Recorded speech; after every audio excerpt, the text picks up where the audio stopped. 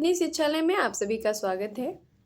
प्रस्तुत है हिंदी साहित्य का दूसरा इतिहास डॉक्टर बच्चन सिंह की पुस्तक से, जिसमें मैं आज वाचन करूंगी जैन और जैनेतर काव्य।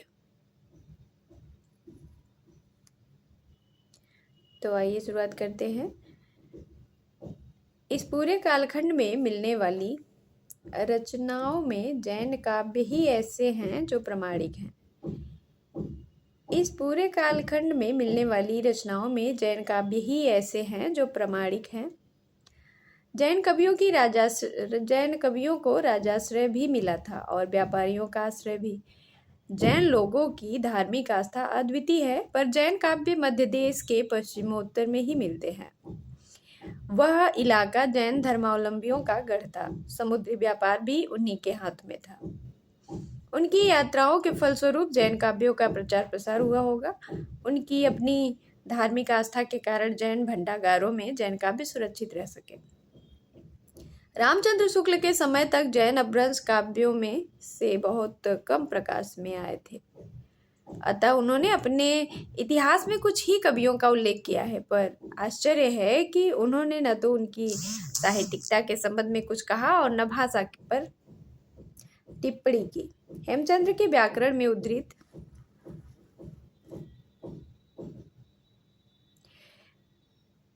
दोहों के काव्य सौंदर्य के संबंध में उनके जैसे रसवादी आचार्य का चुप रहना अखरता है।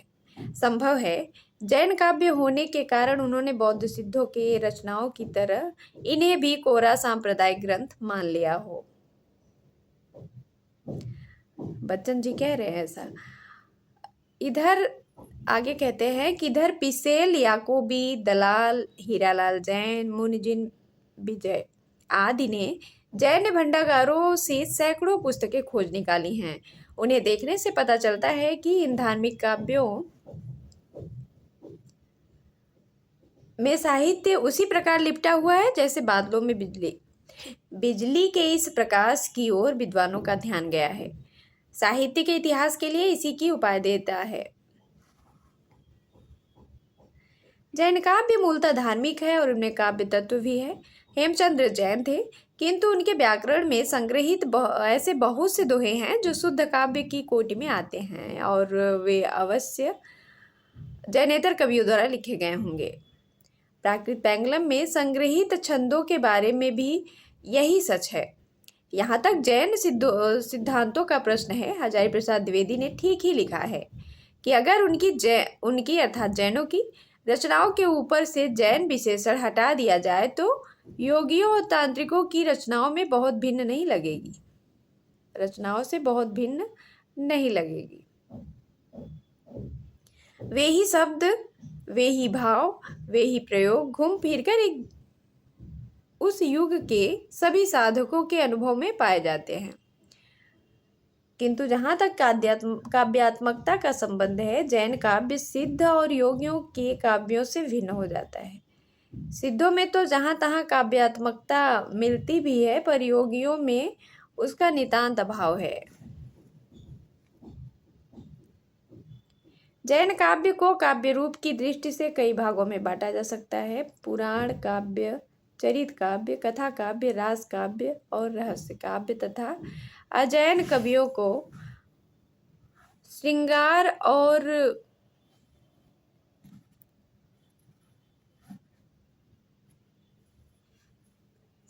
और वीर दर्पपूर्ण काव्य, गेय काव्य तथा कहानी में। इनके अलावा इस काव्य में गद्य की पुस्तकें भी मिलती हैं। अगला काव्य है पुराण काव्य।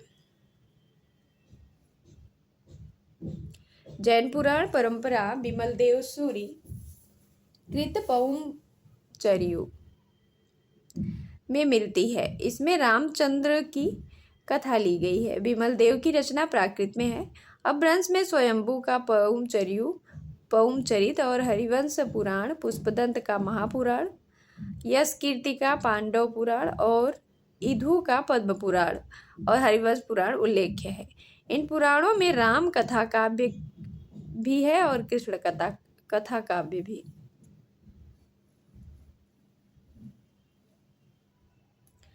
इनमें स्वयंभू का पौंचर्यु बहुत महत्वपूर्ण है। इसकी विषय वस्तु राम कथा है। यह काव्य स्वयंभू पूरा नहीं कर सके थे। स्वयंभू के पुत्र त्रिभुवन स्वयंभू ने इसे पूरा किया।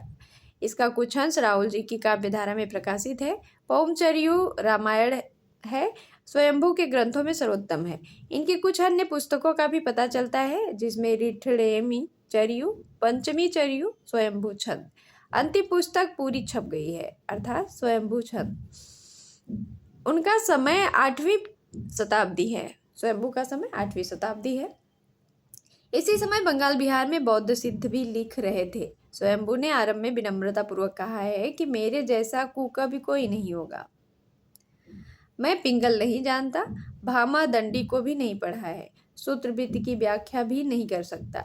यह गोस्वामी तुलसीदास की याद दिलाता है, कबित विवेक एक नहीं मोरे। तो ऐसी विनम्रता तुलसीदास में भी मिलती है और स्वयंभू में भी।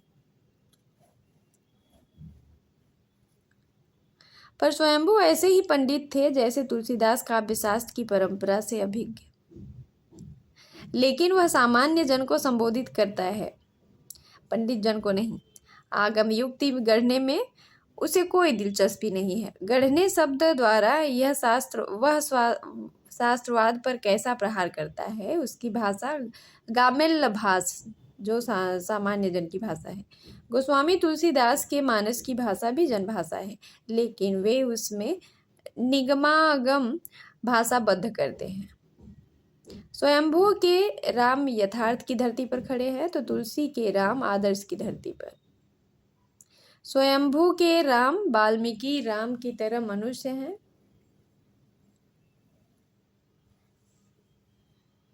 गुण दोष सहित उन्हें अपभ्रंश का वाल्मीकि कहा जाता है। अपभ्रंश का वाल्मीकि कौन है? स्वयंभू। स्वयंभू असाधारण कवि हैं। उनकी काव्य दृष्टि समुद्र की तरह गहरी और आकाश में प्रसरित मेघ जाल की तरह व्यापक है। वे काव्य की गहराई समुद्र की गहराई से नापते हैं। महाकव्य बंधु व सद्य गहिरु और आकाश में पसरी हुई मेघमाला को देखकर काव्य की व्यापकता याद करते हैं। ऐसी अछूत और सार्थक उपमाएं कवि के अपने व्यापक और गहरे दृष्टिकोण को स्पष्ट करती हैं। समुद्र की तलहटी में पता नहीं कितने अमूल्य रत्न छिपे हैं। व्यापक बादल की व्याप्ति पता नहीं कितने प्राणियों के मन प्राणों को जुड़ा जाती है।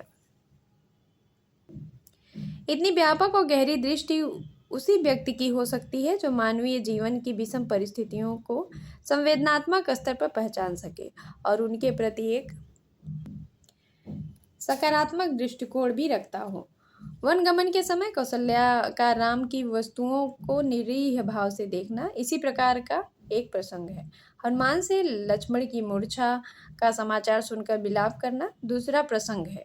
तुलसी इस अवसर पर मूर्छा प्रसंग की याद नहीं करते। भरत उस भाई के लिए संतप्त हो उठते हैं जो भरत को वन आने पर दुर्वचन कहता है और युद्ध पर उतारू हो जाता है। भरत के मनुष्यत्व को कितने उदात्त मनोवैज्ञानिक ढंग से उभारा गया है। सबसे मार्मिक प्रसंग है सीता की अग्नि परीक्षा। पौमचर्यों में यह परीक्षा लंका में नहीं अयोध्या में होती है। जंगल में मोर नाचा किसने देखा। वे अयोध्या निवासियों के सामने अपनी नैतिकता सिद्ध करना चाहते हैं। अपने ही घर में अपने ही लोगों के बीच सीता ने कितने बड़े अपमान का अनुभव किया होगा। स्वयंभू ने केवल परीक्षा स्थल बदल दिया, कितने इसके कारण सारा परिवेश कितना विषण हो उठता है। राम सीता से जिस तरह बातें करते हैं उससे राम की ही नहीं पुरुष मात्र की मर्यादा गिरती है। स्त्रियां शुद्ध होती हैं, निर्लज्ज होती हैं, पर पुरुष द्वारा धृष्टा होकर वे हीन हो जाती हैं, अपयश फैलाती हैं। भला ऐसी स्त्री का मुख उसका पति कैसे देख सकता है। स्त्री का इससे बड़ा अपमान और क्या होगा। सीता का संयम देखने ही लायक है। वे अग्नि में प्रवेश करती हैं और कहती हैं, एमहि तिह करोमि पूड़ु रहुई जिह अड़म होमी पंडिवारे तिय भई। अर्थात अब ऐसा करना चाहिए कि स्त्री जाति में जन्म ही ना हो। समय के इतना बदल जाने पर भी क्या स्त्री जात आज भी कुछ कुछ सोचने के लिए बाध्य नहीं है।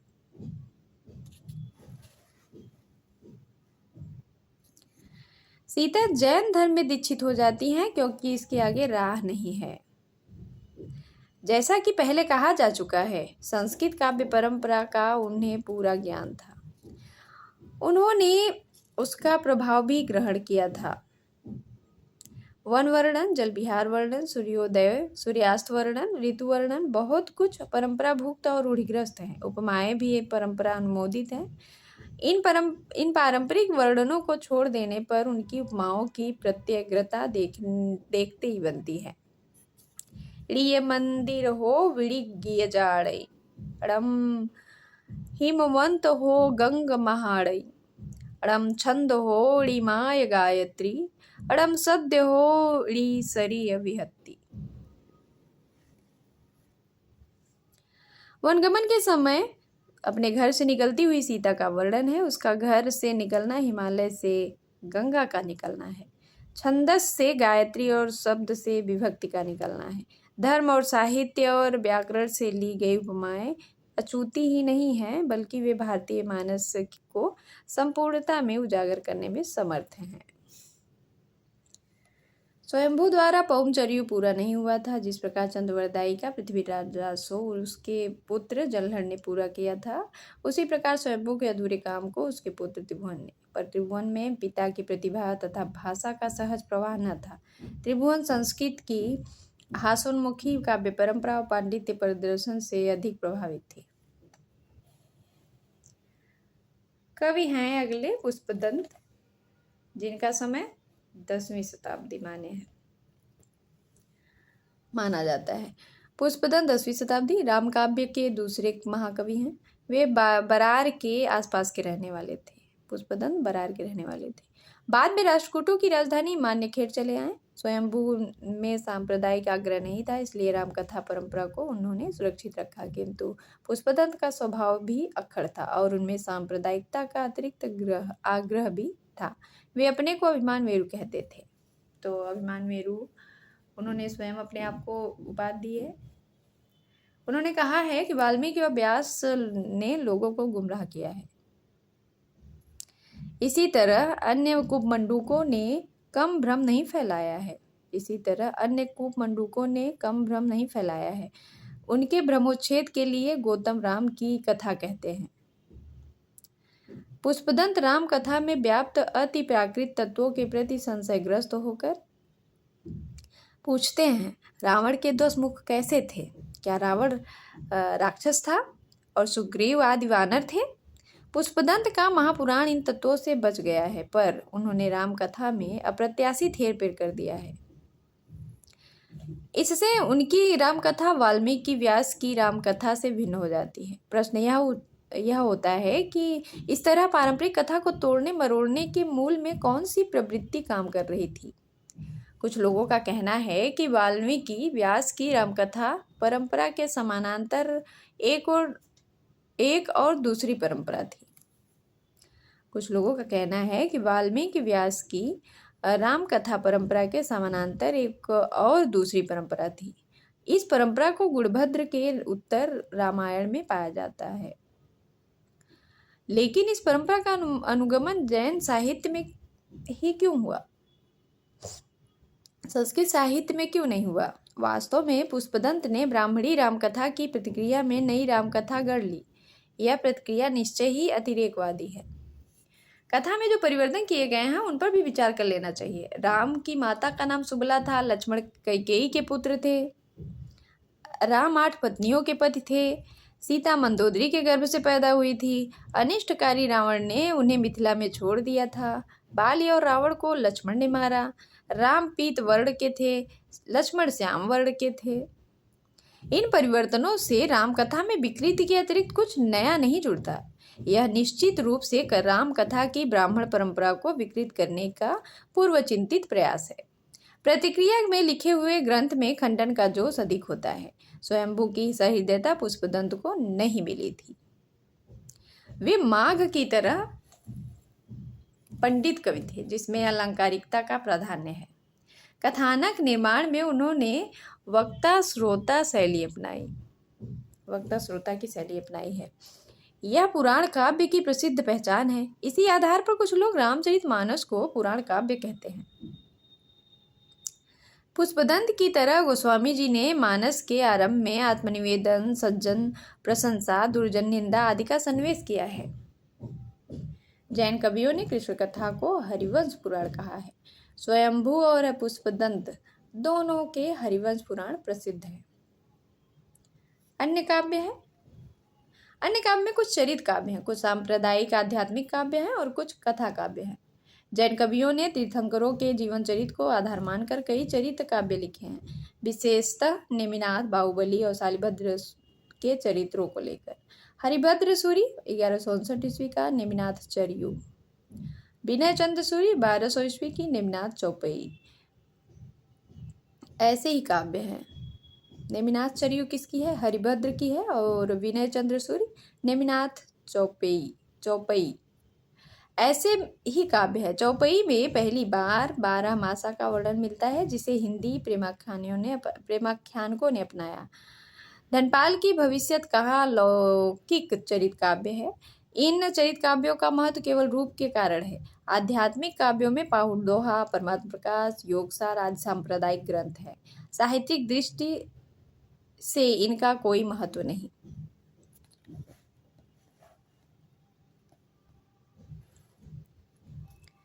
चरित काव्यों के संबंध में द्विवेदी जी ने लिखा है कि इन चरित काव्यों के अध्ययन से परिवर्ती काल के हिंदी साहित्य के कथानकों, कथानक रूढ़ियों, काव्य रूपों, कवि प्रसिद्धियों, छंद योजना, वर्णन शैली, वस्तु विन्यास, कवि कौशल आदि की कहानी बहुत स्पष्ट हो जाती है।